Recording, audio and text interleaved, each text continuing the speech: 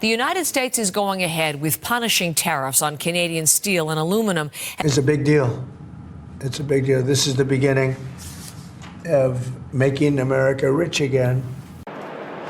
Tariffs on Canadian steel and aluminum would be entirely unjustified. We are the U.S.'s closest ally. Our economies are integrated. Canadian steel and aluminum is used in a number of key American industries, where together we make North America more competitive. We will be working with the American administration over the coming weeks to highlight the negative impacts on Americans and Canadians of these unacceptable tariffs. But we'll also be working with our international partners and friends. And if it comes to that, our response, of course, will be firm and clear. We will stand up for Canadian workers. We will stand up for Canadian industries. And more Canadians will stand up for each other. This is we should be doing more together, not fighting with each other, but Canadians will stand up strongly and firmly if we need to. And I've always clearly and consistently condemned it. Canada will never be the 51st state. We will be a strong, independent, sovereign country when I'm Prime Minister. That's exactly why it's so unfortunate that the Carney-Trudeau Liberals have made us so weak and reliant on the Americans. Their radical tax increases have driven $500 billion into the American economy out of Canada, including of many of Mr. Carney's own investments. They have blocked resource projects in Canada, forcing us to give our raw materials to the Americans without keeping the jobs here. For up until now, Trudeau and his finance minister had claimed that this 51st state talk was all a big joke. So they've been treating it wrongly as a joke.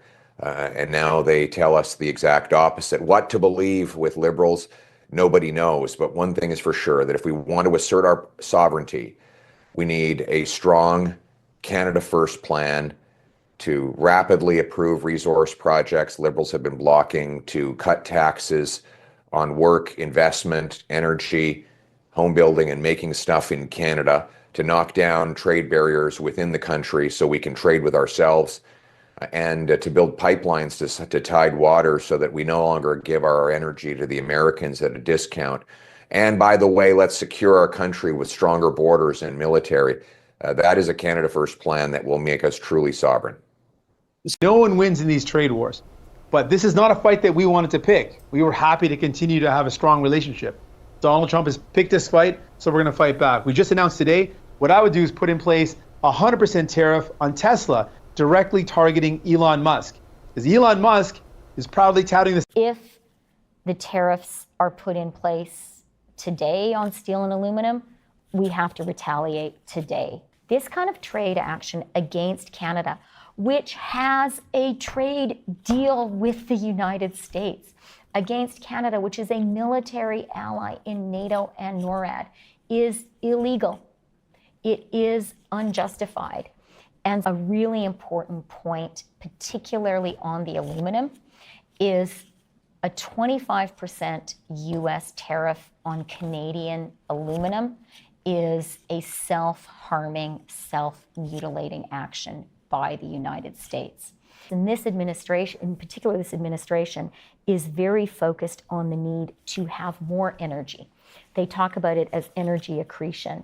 And they see that as central to their capacity to beat China in new technologies, especially AI.